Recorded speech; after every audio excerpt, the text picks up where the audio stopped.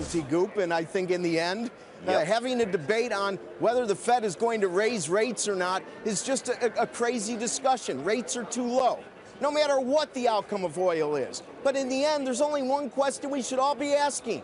If Steve thinks that the problem with the economy is we aren't getting wages to move up, I want to know why another year of zero interest rate policy is going to make a difference, or another 2 years. Why is it going to make a difference? Or why is it going to bring some areas of the globe like Europe where they have as high as 12 or 13%? Why is QE American style going to bring that down? It just, none of it really seems to add up. So I'm not going to have a discussion about the Fed, but I will have a discussion about what's going on with interest rates. Yesterday, we came very close to that October 15th, 186 intraday low, and the markets are different today. I think we're going to go through a cycle where the equities are going to get their sea legs back a bit, and we're going to start playing the range now, probably between the mid 180s and 205 in terms of rates. I don't see anything changing dramatically at all. With all due respect, there's a notion inside what you're saying that somehow you know better than the market knows. No, you just said rates are too low. Doesn't. The rates Fed are too low. Okay, that but hang on. group of people don't know what they're doing. Hold on. The Fed has ended quantitative easing. The Fed has signaled that the next move is up. In that time frame, how much good did the last couple of batches do? Hold on, Rick. In that time frame, the markets by themselves have moved down. So when you say rates are too low relative to what? Relative to what you think, relative to the fact that they've been tinkered with. Thinks. How do you know where they're supposed to be or where they would be? Agreed. How many trillion does the Fed own? Agreed. But all I'm telling you what are we talking about here? Fed has made somebody just mentioned this is good for capitalism.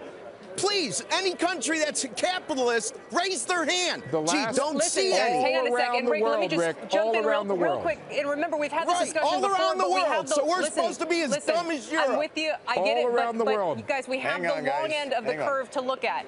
Far less owned, if you will, manipulated, if you will. Look, it's a big market of U.S. Treasuries. It's a global market. You can't argue that on the one hand the moves matter every day and on the other hand they don't. If we've had material information from the last couple of months, especially expressed in the long end, Rick, what is that telling us? What material information? Rates have moved down significantly. And why have rates moved down here?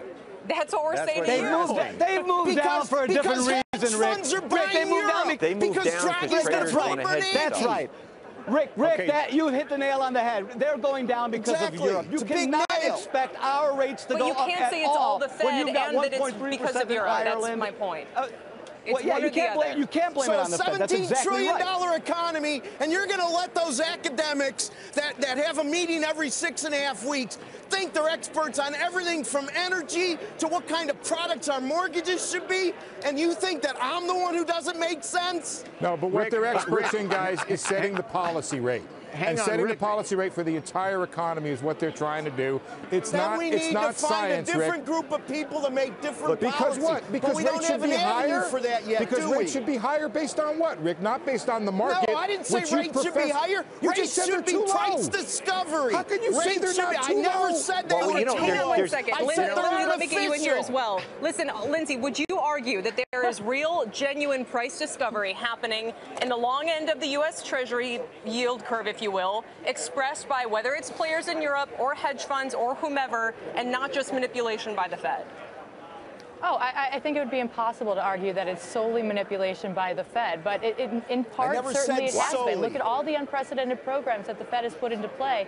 They definitely have had a hand, but to say the Fed is 100% responsible for the level of rates, I think that's a difficult argument to make. Rick, let me just bring it this way. I know we got to go, but implied so we're arguing in degrees Kelly's now, and it's awful cold in Chicago. All right, implied in Kelly's question is if yields are going down on the long end of the curve, even as the Fed's talking about raising the short rates, implied in that question is, are the long yields guessing that we're going to see a slowdown in the economy if the Fed starts to raise rates prematurely? I don't know any other possible conclusion to draw.